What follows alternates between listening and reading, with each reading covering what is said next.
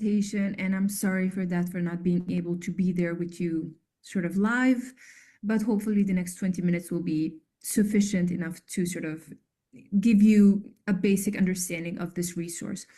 So I will jump right into it to share this presentation with you that I prepared. So yes, I'll be introducing this Media and Information Literacy Toolkit for youth organizations entitled Journey Through the Multiverse. And I wanted to start by giving you a very quick introduction of what our overall work on media and information literacy with youth is. And I put here the website of our dedicated unit for media and information literacy and digital competencies.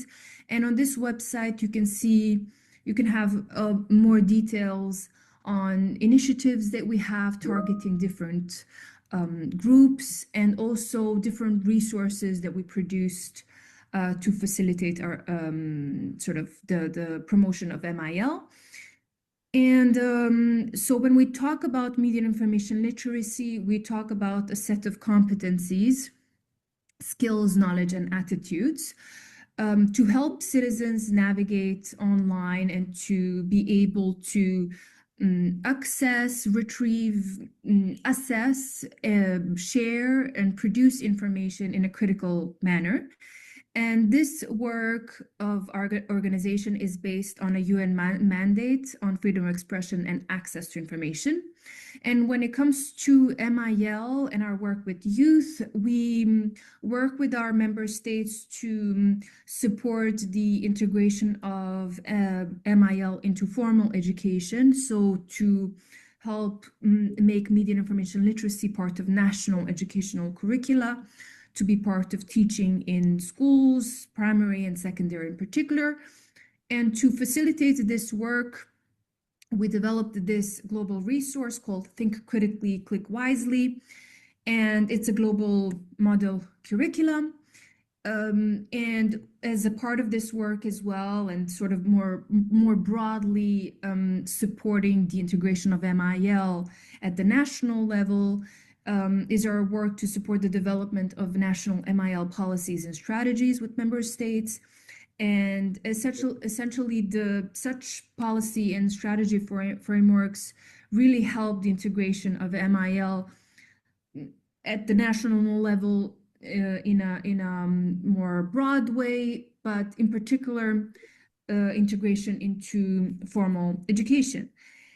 And when it comes to informal education, the pathway is as well similar, where we work with youth-led organizations across spectrum of areas of work. And here, so just to highlight that it's not just youth organizations that are working on topics that are close to media information literacy, but really, because MIL is such a broad range of competencies, is something that is relevant across different areas of work. So regardless of whether a youth-led organization is dedicated to promoting human rights or among youth, or to protection of children, or to the environment and similar topics, MIL is still something that is crucial to really adopt. And why I said sort of similar pathway is that when it comes to MIL, the idea is building the capacities, but also helping these different actors integrate media information literacy in a more sustainable way. And for youth-led organization, this is something that is best done by developing and adopting MIL policies, strategies, and integrating MIL in such way in their programs and their daily operations. And with sort of paralleling the curricula, when it comes to youth-led organization, we developed this toolkit, which is this global resource to help this work of building capacities and adoption of ML into strategies and policies. And very briefly, I just wanted to mention as well our work on digital content creators and influencers, which is a bit of a newer stream of our work that we launched a couple of years ago. And essentially here, we started to work with content creators and influencers through the understanding that they really have a huge importance in today's media and information ecosystems, and in particular when it comes to informing of youth, because youth really obtain increasingly more information about current events and use sort of these actors as news source. So so we understood that it's very crucial to really work with these actors which have this increased importance to help them build their capacities on MIL as a way to support their commitment to information integrity and towards embedding of ethics into content creation. And how we work here, just briefly to introduce you, is that we sort of conduct research and just to understand what are the sort of the gaps and needs, and we as well produced an online massive open online course called How to Be Trusted Voice Online, which I also invite you to check out. It's a very interesting resource available online. So why this toolkit and why the need to work with youth-led organizations? And youth-led organizations are really, as I mentioned earlier, our main counterparts, our main partners when it comes to education of young people in informal education settings. So on one side, there is a very huge need to promote media information literacy due to very big exposure of young people to different challenges of digital age and of social media platforms, exposure to different types of harmful content. Just to give you one data is that 1 in 3 internet users is a child. So there is a very big exposure and through the use of these technologies. And of course, we're seeing in the recent years how our information ecosystems are even more changing, and how our interaction with information is really even more changing with the emergence of new technologies like generative AI. And 80% of young people between the ages of 10 and 24 uses AI multiple times a day. So we can imagine as well the impact on youth, on how they engage with information, how they learn. And yes, so there is a very huge need on one side, and on the other side, there is a very big gap when it comes to education. So I've mentioned to you formal education and sort of national curricula and schools. So we conducted last year, we commissioned this very big research across all of our member states to understand what the state of play is when it comes to MIL in formal education and MIL in policy and strategy frameworks. And we produced this issue brief called MIL for All, Closing the Gaps. And I really invite you to check it out because it provides a very interesting data across our member states. And what we've seen is that there is limited integration of MIL as it is understood by UNESCO into formal education. 43% of countries have integrated some elements of MIL into education, and once you start to dive deeper into the granular data, or whether it's obligatory or elective, or there is a dedicated subject, or it's addressed, integrated, some elements of MIL are integrated in different MIL related subjects, we can understand that it's even lesser the integration of MIL into schools. And there is a growing recognition of MIL in policy, but there are also huge disparities. And still only 17 countries have a dedicated MIL policy or strategy. And most of these countries are located in the European region. So disparities at the global level are really, really big. So there is a very big need, and there is a very big gap to fill. And we work with youth-led organizations to help that through the informal education settings.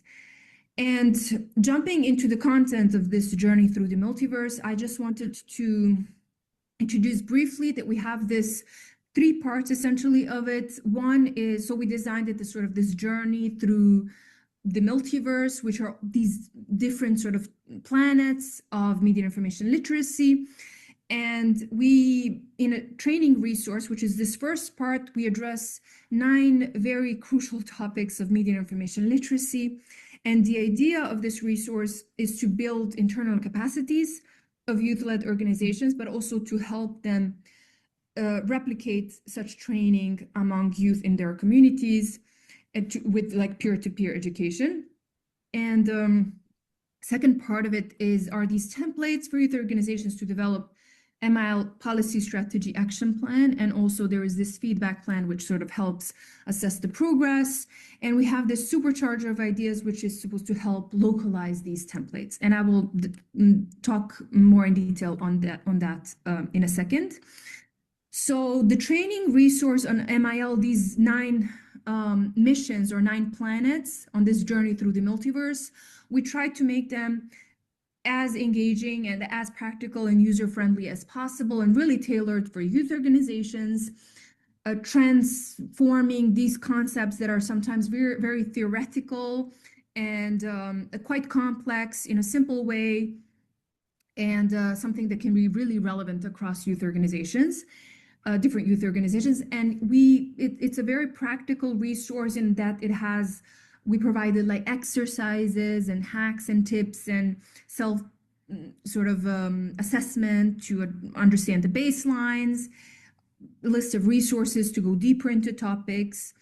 And what are these 9 topics? So we can cluster them in 2 of those sort of missions are dedicated to really fundamentals of MIL, which are the right to access to information and freedom of expression, which are really the basis of the MIL principles. Then we have a set of missions or areas of MIL for youth, which are dedicated to information disorder and harmful content. So really building the resilience of youth when it comes to hate speech and hateful narratives. 3 challenges of information disorder, which are disinformation, misinformation, and malinformation. And then we have a dedicated sort of planet or mission to gender-based harmful content, or also called technology-facilitated gender-based violence, which is harmful content that has gendered dimension. And we have 1 planet dedicated to emerging technologies, to generative AI, and 1 dedicated to ethical content creation, which focuses more on the production of content rather than consumption of it. And then we have 2 topics, which is understanding youth in action online, user empowerment on digital platforms, and peace building online.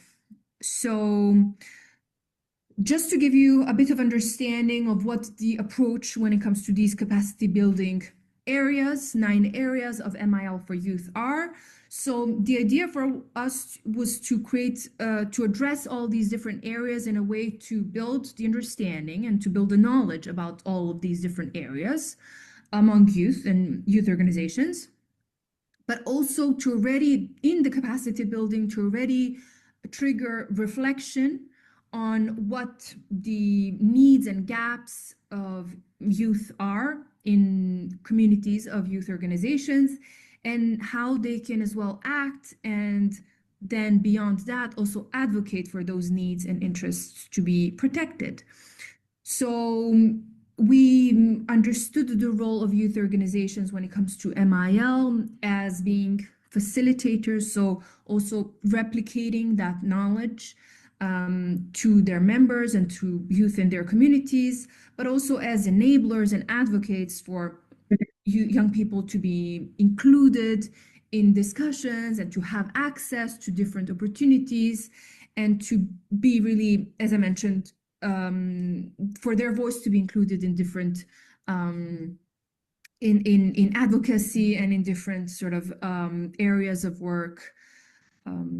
So yes, the 2, I wanted to just cover these 2 sort of missions to give a little bit of an understanding how we address those when we talk about understanding, reflecting, and then acting and advocating. So I wanted to cover very quickly the right to access to information. So here the part on the understanding and building the knowledge is, of course, what this fundamental right to access to information is, what kind of balances does it come with, what are the limitations to such right, what kind of information is it should be public information or information of public interest that should be provided to citizens, but also how this right is something that should serve the purpose as a democratic tool to inform young people, to provide them access to opportunities, and what kind of obligations do governments and also different institutions have in order to protect this right. And then the part on the reflection and sort of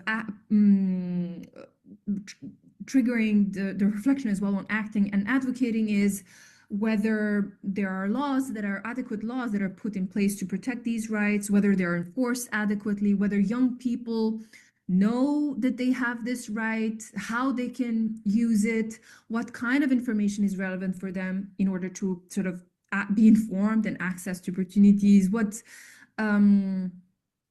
so how can they protect the interests of young people when it comes to this in their communities. And I wanted as well very quickly to address this new as well. This is one of the missions in our training resource of the toolkit, which is dedicated to empowerment of users on digital platforms. So essentially, and here I want to mention as well an action plan that we produced, multi-stakeholder action plan on empowerment of users on digital platforms through media information literacy. It's a very interesting action plan, which essentially operationalizes MIL and how it's addressed in our guidelines on governance of digital platforms.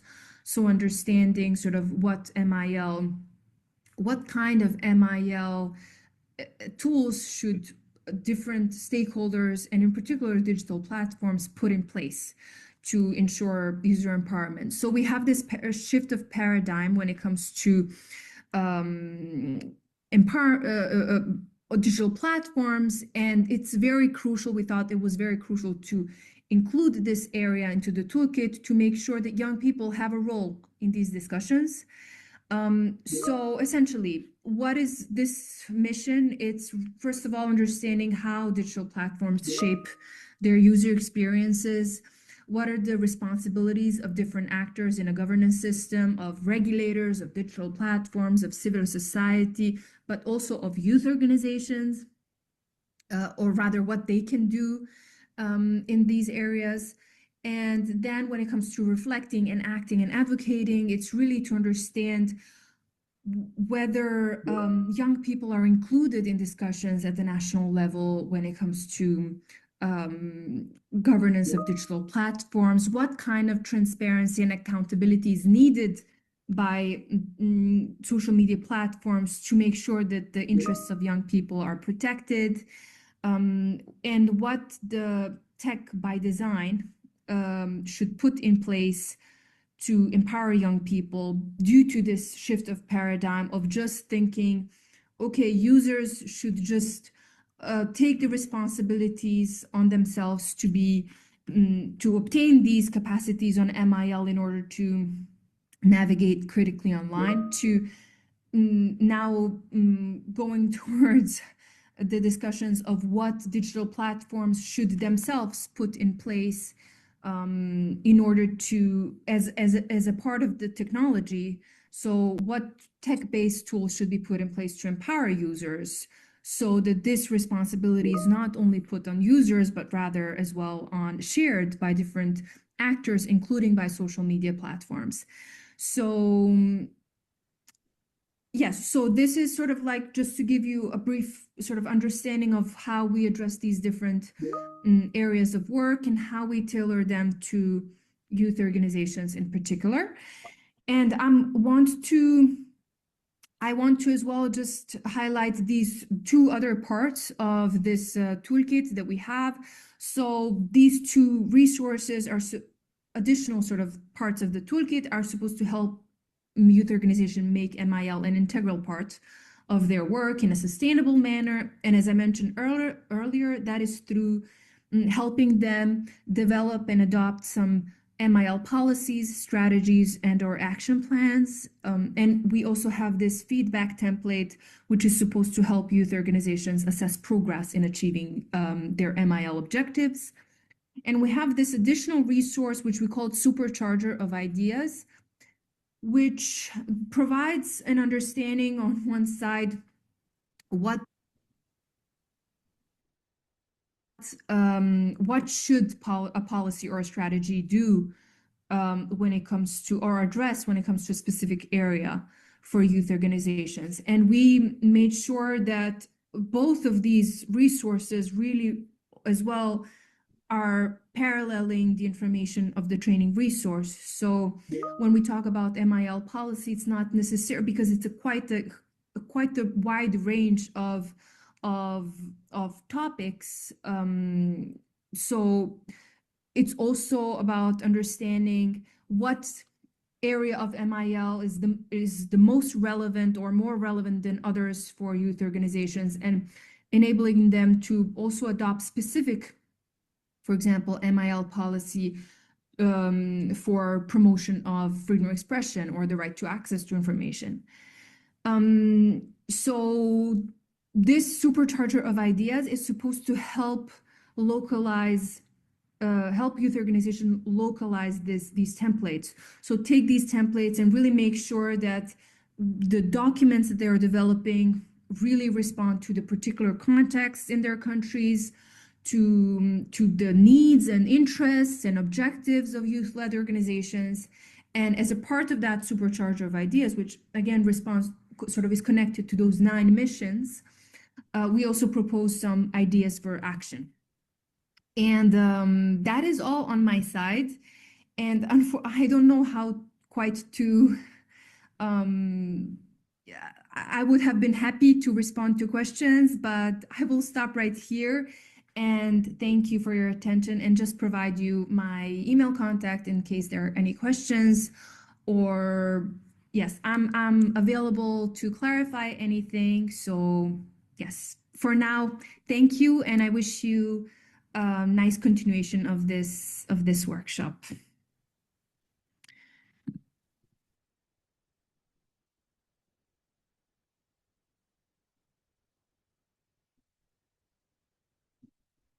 All right, everyone, as we near the end of the agenda, I wish to pass it on to my colleague in Antigua and Barbuda, Miss Amelia Williams, to close.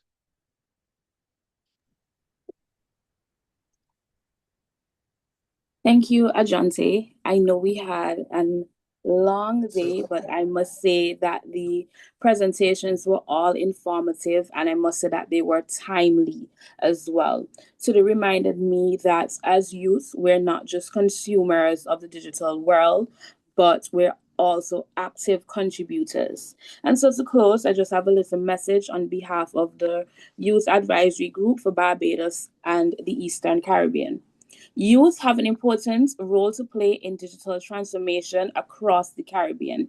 Whether through innovation, advocacy, entrepreneurship, content creation, or community engagement, young people can build digital spaces that are more informed, inclusive, safe, and solution driven. Media and information literacy is no longer optional. It is essential for empowering young people to navigate an increasingly digital society confidently and responsibly. I also want to encourage all youth participants to continue using your voices, your creativity, and your leadership to shape a digital future that is inclusive, safe, informed, and representative of Caribbean realities. I hope today's session encourages all of us to become more intentional in how we engage online and how we contribute to positive digital change within our communities and across the region. Thank you.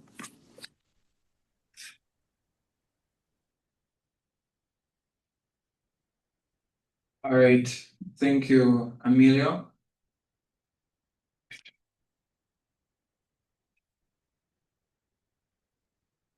For the final item on the agenda. After we've had a long day, we should invite Dr. Paul Hector to close the session.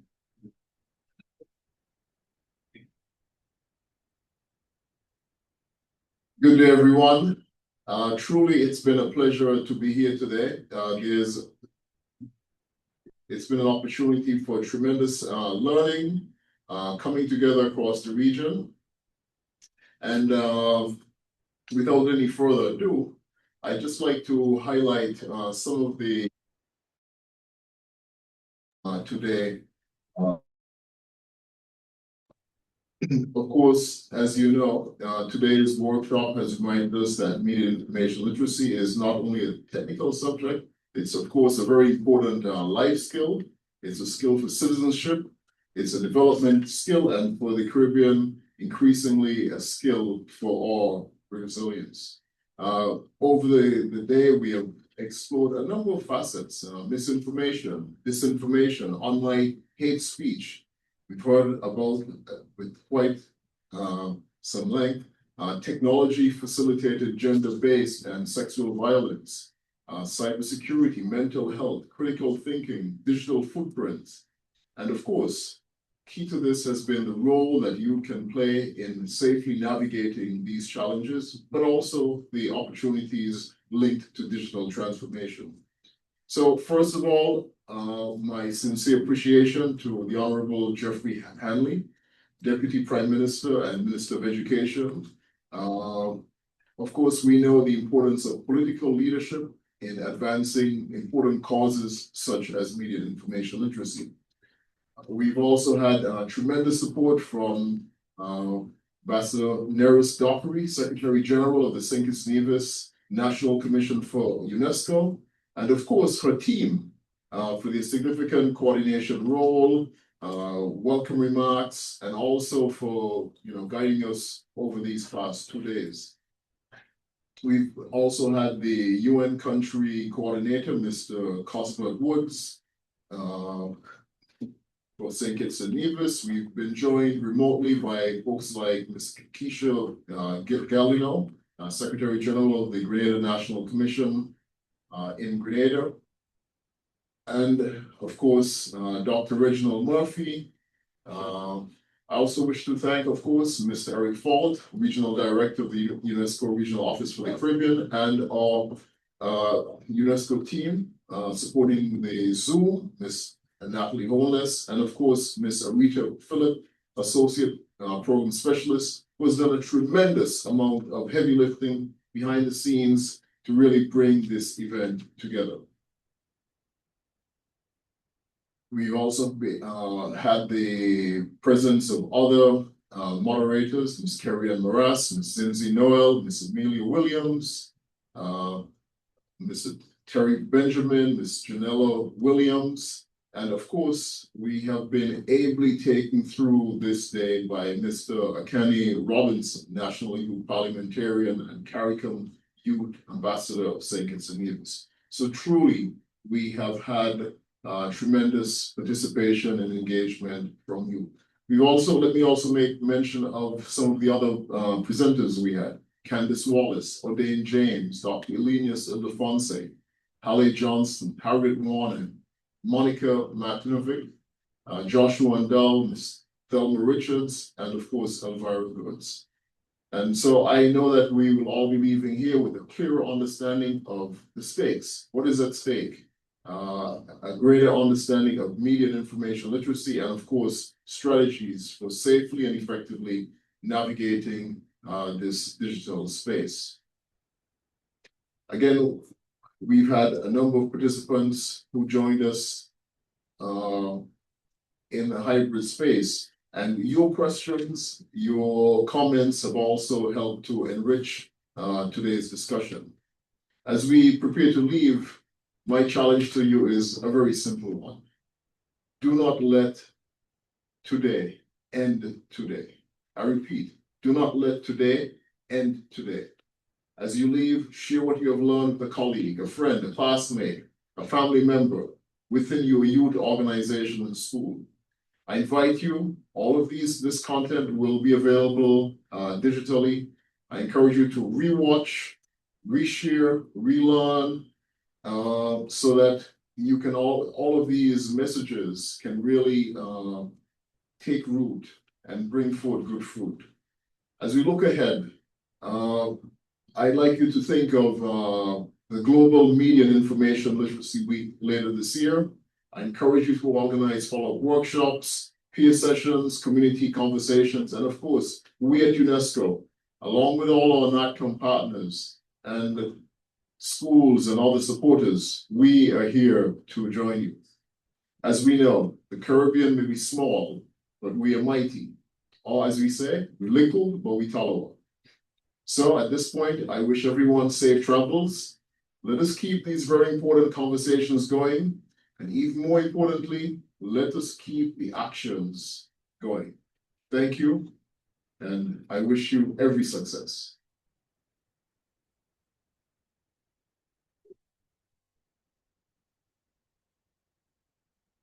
So.